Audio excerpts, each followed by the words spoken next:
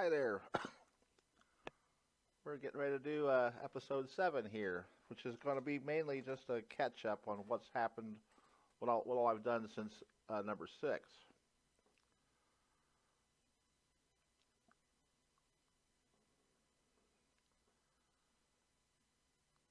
Given orders in China, move some air units around.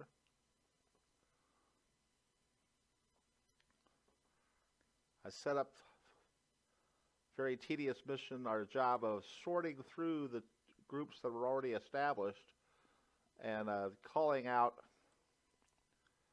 I pulled out this regiment, and it's going to go to Pakoi. I collected everything that's going to go to Kota Baru into one task force. Sent the reinforcements for the group for Kanchawan. These are all groups that are headed, transports and tankers that are headed to various ports.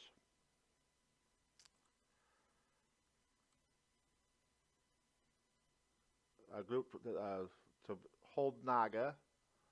Another group to reinforce, because Pakoi takes 2 regiments in order to capture.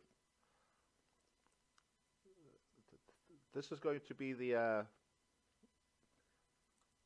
garrison for Georgetown when I capture it. It has a garrison requirement, so after it's captured by a main combat force, the little naval guard unit will move in and become the garrison there. These units were headed to these places, and 2 groups were headed down here. I had a hell of a time finding Manado, but these are simply too far for me to be sending ships in a play-by-email game this early, because I don't know where the Prince of Wales and Repulse are going to be. I haven't accounted for the Dutch and the American ships that are in the area, and that's just too much of a target. Anything that gets damaged down here will have a hard time reaching a repair place. So instead, those units are going to become the replacements for the units here and here, so that I can assemble the 51st Division and then have a mobile large combat force down south here. So I have groups for Pakoi here to take these 2 ports. Hong Kong will be captured as normal. I have the 21st Division in Shanghai is going to prep for Wenchao. I have a Japanese division in Japan. I thought I changed it. Where's the one I changed? The 53rd Division is going to start prepping. It'll take 2 or 3 months before I can actually pay the cost to get it. The 4th Division is going to go to Manila. After that, it'll start prepping, and that'll give me 3 divisions for Wangchao. So we should be able to capture it at least by March.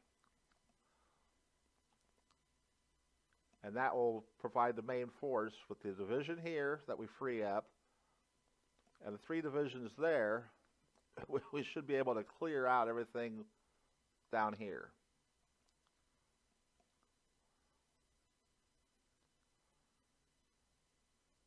I've got aviation support moving to Bangkok. These the units here have all been ordered to Bangkok, and they will capture these 2 places. We're going to use the railroad to get down to Singora. The main Air Force or air base for Singapore attacks will be Kota Baru, and all that the assault troops and the support troops will all be landing there. So we'll be flying air cover from Singora. I'm going to try to use the Nates just to apply cap over the task force down there, because I have missions for the Oscars. They have to upgrade to the Charlie. We're going to move air support, aviation support out of here. I don't need a garrison in Kam Chang. I do need one in Phnom Penh, and we start with it slightly too small. But one unit from here with an assault value is going to move there. That'll get the garrison up to strength and add more aviation support. We don't need nothing there, so all the rest of them are going to go to Bangkok and Singora, where they can support these. See, there's no air support there at the moment. These fighters will gradually lose the ability to fly. We'll be moving a group's aviation support from here to Singora too. I'm pretty much leaving the Apari and Vigan landings alone. They're going to go ahead as planned, pre-game. The only things I've changed is I've changed them to a prep for Clark Field. There's no reason having prep for empty bases. They'll capture those. They'll land one unit and you tell it to deliberately attack. And if that doesn't switch over on its own, it'll change. The attack will capture it. So there's no reason to prep for those places. So we're going to prep for Clark Field, and the 4th Division will prep for Manila. So the 14th Army. And I have not changed the preps for Lingayen yet. I want to get ashore here and have the 48th Division, which is basically split into 3 different components right now, recombine at Lingayen. So once these 2 regiments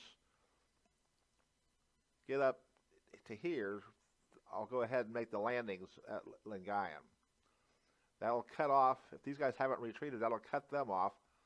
So we'll use a follow-on division to kill them. We're going to be landing here at Muban and capturing Bat Angas. That will cut off anything that hasn't retreated there. And the division that lands at Laspagi will advance. So hopefully these guys will be cut off and we can kill them. Those guys will retreat to Manila unless we wait until we've occupied Manila, or not occupied it, but have a unit on it. So we get to here and step on Manila with the units that can't be driven off.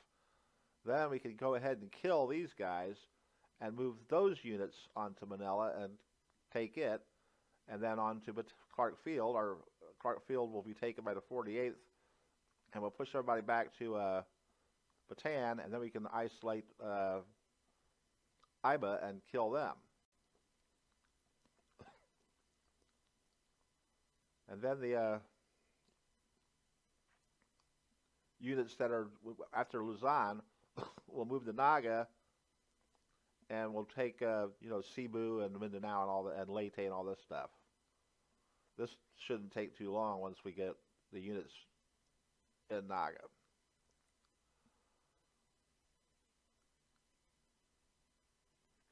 So 2 divisions are going to land at Kota Baru, and one's going to move down the railroad. It'll clear Elostar and then here, and then back up to take Georgetown. I don't know if I go right to Georgetown whether they'll retreat there or not. But anyway, that's how we're going to do that, and then it'll move on down here, while the units that land here advance. We want to cut off, try to move fast enough to cut everything off from retreating to Singapore, while the components of the 55th get up to Tavoy. I'm going to railroad aviation support and construction engineers and supply up to Chiang Mai. That way, when this follow-on division comes in, it can just railroad right up there too. And we'll have an air base. We'll build this airfield up for fighters, and it will be the people who fly sweeps over Rangoon to take on those AVG aircraft.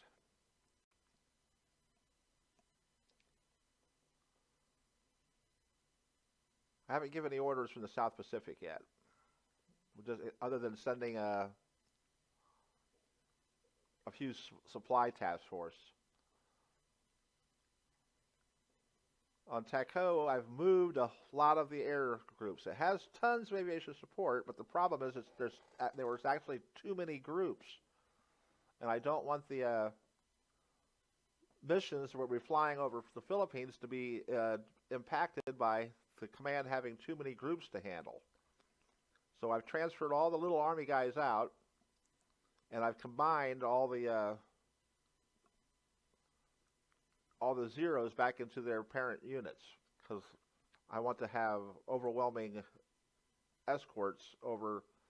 We're going to hit Clark Field on day 1. We're going to hit Manila on day 2. On day 3, we're going to hit Clark Field with a strike and Manila Port with a strike.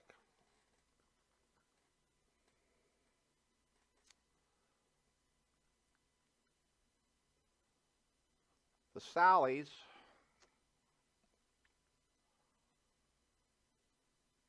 are going to move to Kota Baru, while the naval bombers stay up in this area to fly naval attack at limited range. I don't want to fly too far to where I run into enemy cap over a target.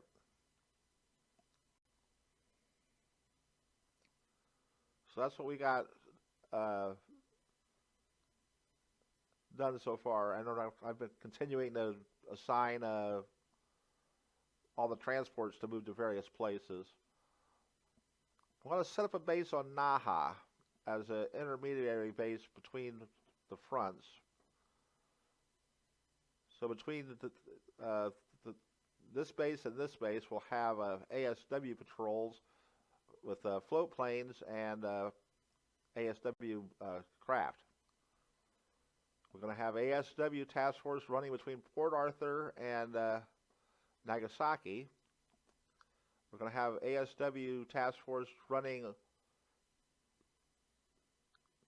down in these areas. I'm going to set up a minor base over here to tend some submarines. As the submarines finish around Pearl Harbor, some of them will divert up to here and rearm and refuel, and then be used to patrol, the Aleutians and back to Pearl Harbor, and some ASW elements will be up here just to, when we spot a sub, we're going to run and sit on it. We'll have ASW patrols all along the coast of Japan with float planes and patrol boats, just running down the coast. You start here, run to there. You start here, you run to there, and then they'll be just going back and forth. I don't know if they're going to try to mine the ports. I mean, I think submarine mines, unless they carry a lot of them, are a waste of time. But all it takes is one, right? I'm going to put this division in Korea together, and it's going to be the division that goes to Shanghai when I can afford it. Components coming down from here, and that will reestablish that division. When we get the points, we'll purchase it, and it will go to Shanghai and relieve the 21st. Elements from here and here are coming down to replace it as far as watching the town. These places don't have garrison requirements, so but I'll still replace it with somebody. But that's going to relieve the 21st Division. Division from China, division from Home Islands is being prepped for China. The one that's already going to Manila will go there. So that's, I think 3 divisions can take that place. And then depending upon its garrison requirement, we can move on and clear that one out. And just push them over this river here to start with. You know, I'm not headed for Changsha anytime soon. But if we can get everything pushed over the river and have this whole zone free of Chinese, I'll be happy. Reinforcing up here. I noticed another reason. It's got resources. And that explains why the Chinese always advance and sit on it. As you know, resource and oil places do not, nothing produces if it's sharing a hex with the enemy unit. So just by stepping on, if I was a Chinese player, I would definitely step on that as fast as possible. That's 1,000 resources a day. You know? So I actually want to advance here. It has light industry and resources, and it protect this place. All right, so this is a short one. That shows you what was going on. We're starting to actually make plans for landings in various places. I think I'll go look at the South Pacific here in a little bit. Well, see you later. Take care.